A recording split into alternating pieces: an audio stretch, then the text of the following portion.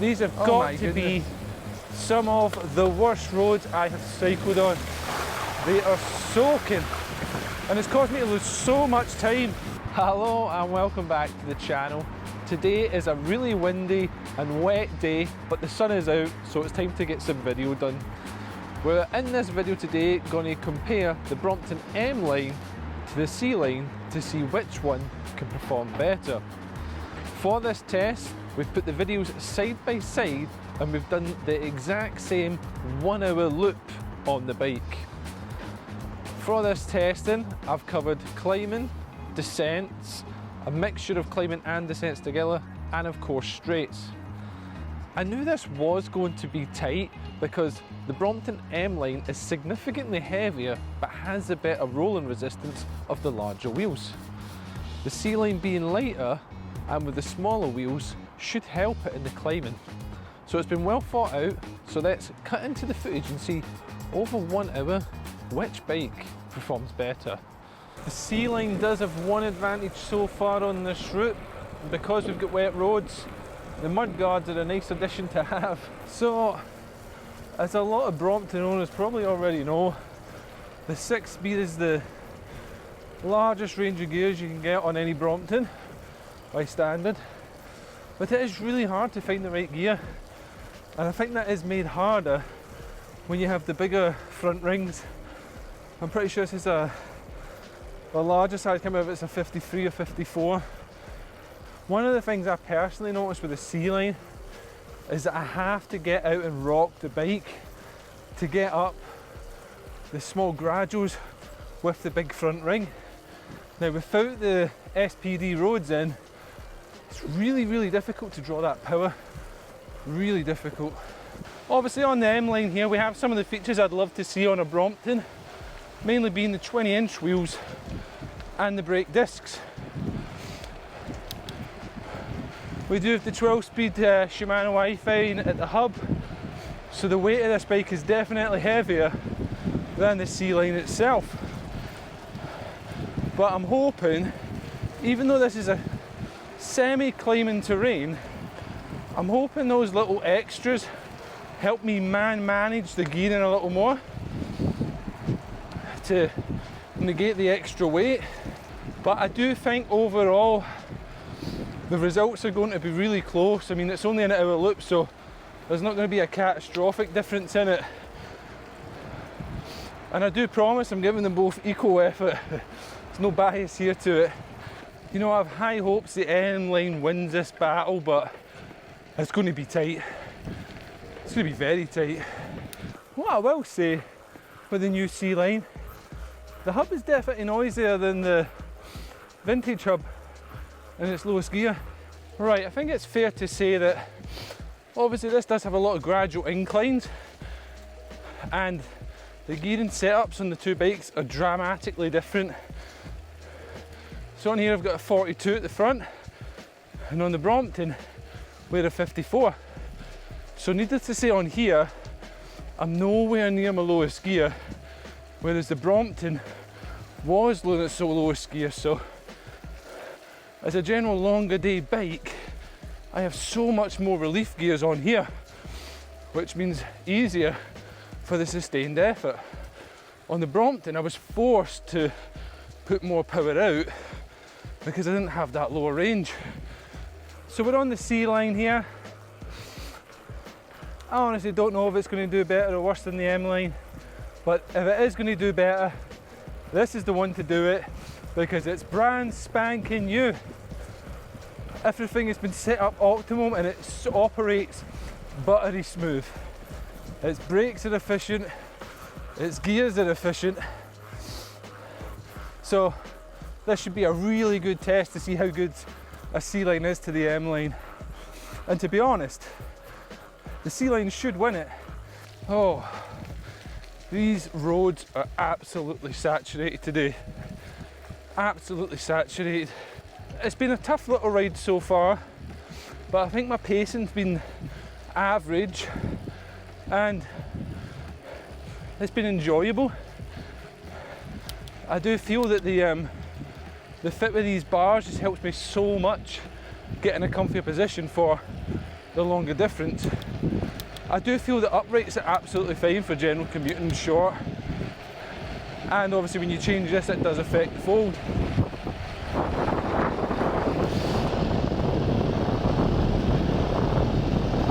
It does also mean that I can get into better descent positions because of the longer wheel frame of the bike.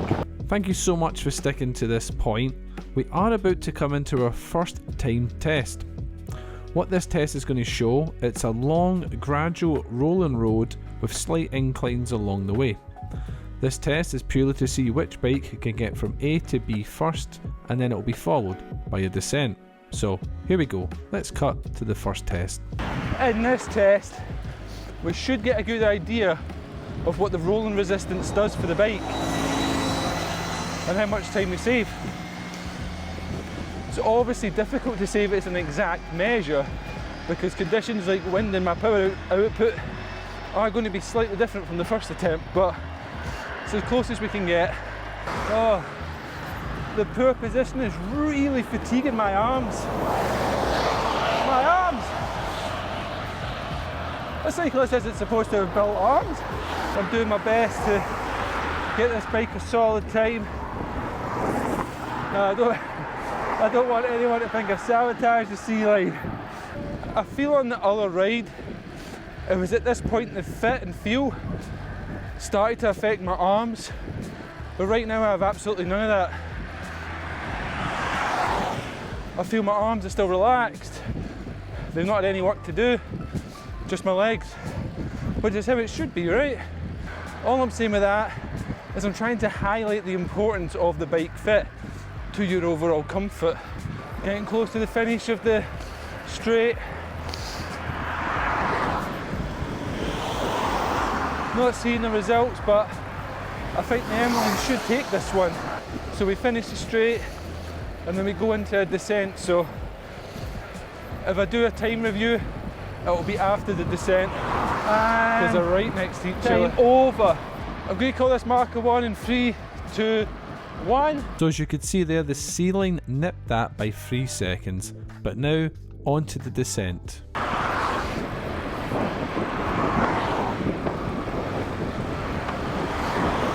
And we can really see if the rolling resistance and better fit to get me more aero helps on the speed of this descent. Again, the one thing we can't control is the wind.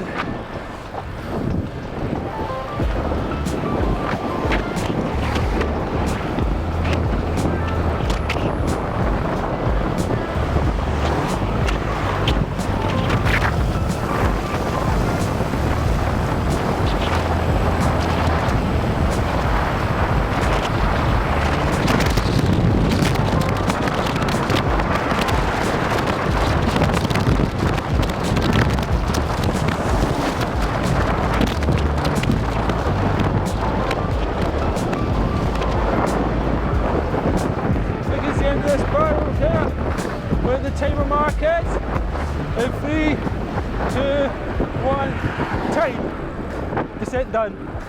As you can see there, the M line just took this with only 2 seconds ahead of the C line itself. Pretty much marginal. Should that have been a long descent, then maybe we might have seen a bigger difference on it. Overall, they both felt really good and really speedy down the descent itself. Now with the descent out of the way, it's time for us to test the ability of the bikes during climbing. But before we cut to that, I do have a favour to ask.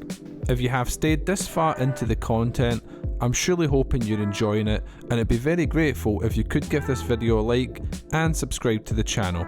I'm currently on the grind to 1,000 subs and very close to that. So thank you, and back to the footage. Climb. Still got stacks of range to go down on the Di2. Sitting on 4th and tackling the steeper part. See how we get on. Oh, it's slow, manageable, but hard.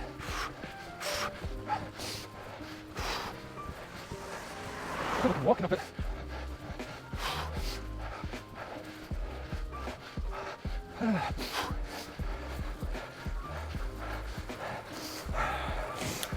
Oh, big effort there. Oh, into the 200 heart rate. However, the nice thing is, when you're not forced to crunch in the lowest gear, you have a bit of a respite gear coming out. Another stab. Here we go.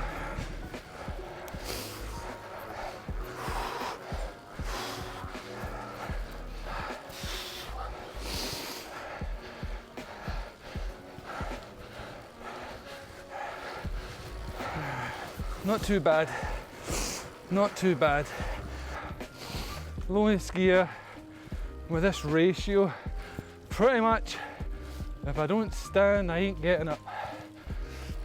I'm definitely not at the same level of fatigue as I was in the C line, but I'm getting tired. That being said, there is only one little more climbing section to finish this climb, but then it's a short, steep and nasty one, which I was very close to coming off on the other Brompton. Also, the fit of this, where the stem goes out to the handlebars, really allows me to get out the saddle and climb more organically.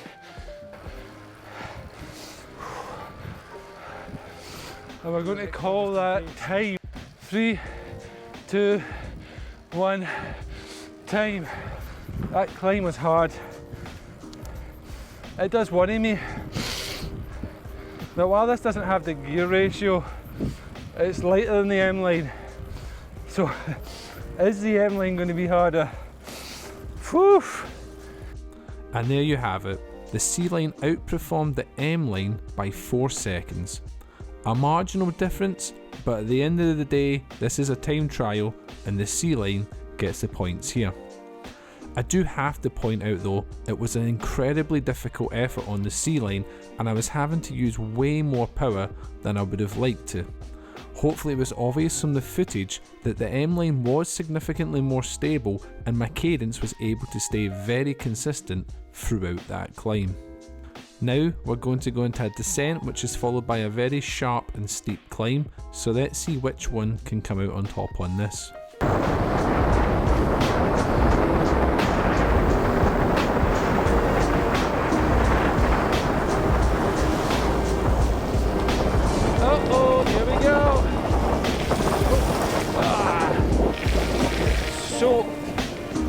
Soaked for it.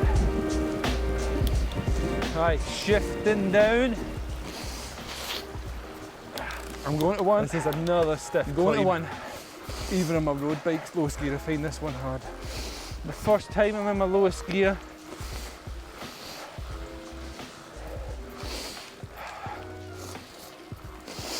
The moment feels okay, but I'm not at the steepest section yet. Stiff old section, this. Oh, it surprisingly feels very manageable.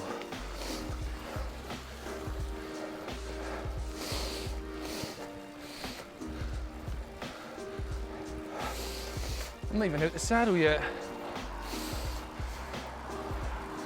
Pressure behind me, car coming. Really steep.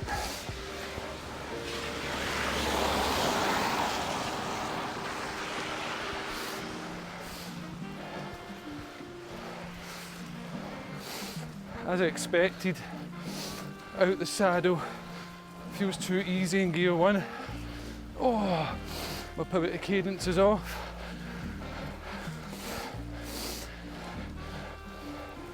But too easy's better than just about to have to force yourself off, right?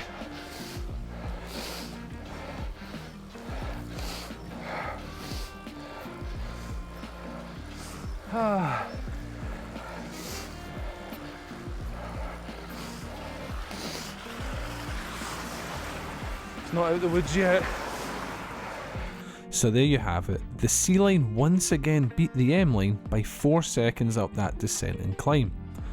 However, I think in this footage it's very clear how relaxed the effort was on the M line in comparison to the C line. That higher gearing ratio on the C line really made me force a significantly more amount of power out to get up that climb. But as we said before, in this test it's purely a time trial, and because of that gear ratio it made the C line take more points in this test. Now let's go on to one of the final tests, which is a long gradual descent with a couple of short and sharp ascent sections in it. On the final descent now, I know there's water in the lens and I apologise.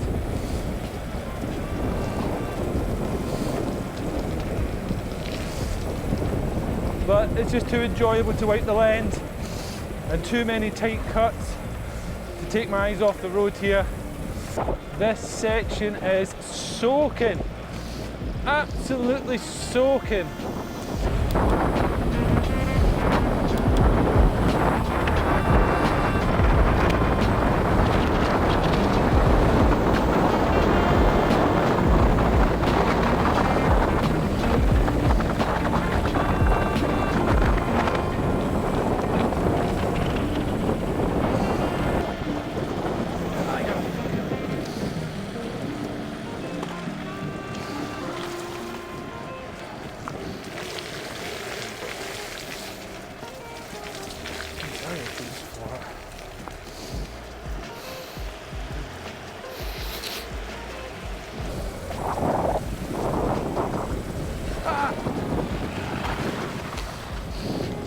Oh my goodness, not again.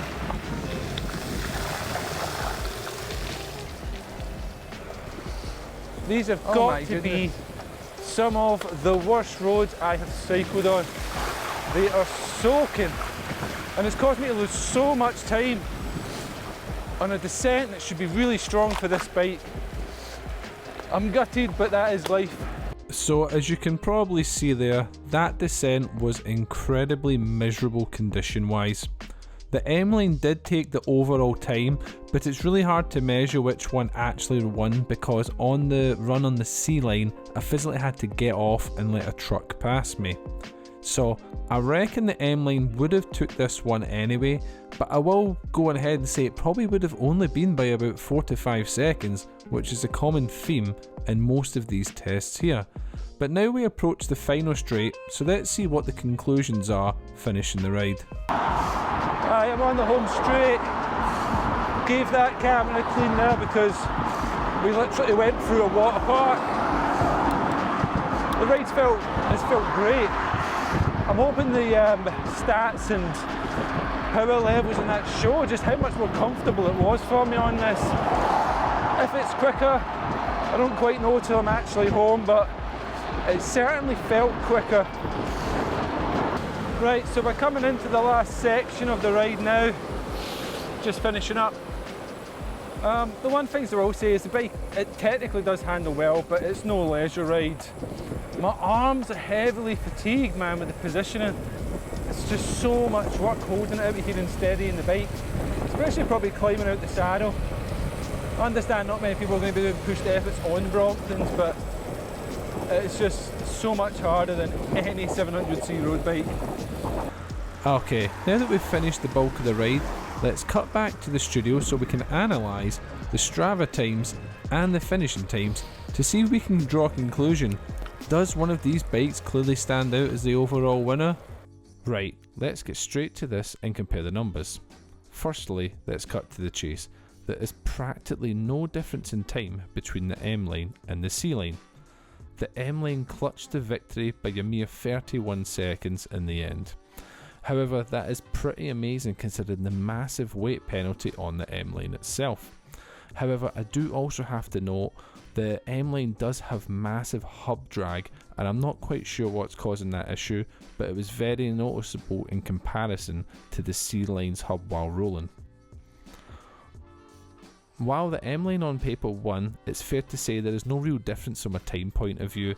The 20-inch wheels obviously make an overall difference, but the weight penalty of adding all this to the M line makes the bikes even out at the end of the day.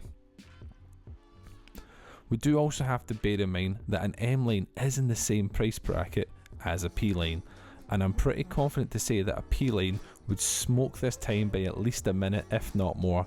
I am hoping to do that test, so fingers crossed I can get that sorted out. The M-Line overall felt like the way less effort during the ride. I actually averaged 30 watts higher on the M-Line compared to the C-Line, but the C-Line got the highest speed by an extra 4 kilometers. I reckon that was due to the better rolling on the hub. Another interesting stat is my heart rate and cadence. The M-Line is very similar to what I'd expect to see when I'm on my normal road bike, and the C-Line averages slightly higher. I reckon this is just due to the really poor gearing options on the C-Line itself, and having to go through spells of being in an uncomfortable cadence and power ratio during some of the climbs. The last stat I feel is important to mention is the wind speed. On the day of the C-Line I was facing 8 mile per hour north face winds, and the M-Line had 16 miles per hour north face winds. This was certainly felt when I was on the long straight section. Because I was cycling into it, it definitely felt like a slight penalty to the M-Line, even though there was only a couple of seconds difference in the time. Let's sum this up quickly. The difference is negligible, but it was a fun experiment nevertheless. If there's any stats you think I've missed, please let me know down in the comments section. I'm more than happy to engage with anyone that has any questions on this, and I will certainly do my best to answer them for you. If this is the first time you've heard about the M-Line, you can find more information here about the spec of the bike and what the bike was made for. And also, if you think I've been doing a great job and you want to support the channel, you can make a contribution to my Buy Me a Coffee page, which has a link down in the description or a QR code on screen. Any small contribution goes a long way. As always, thank you for tuning in to The Brompton Guy, and until the next one.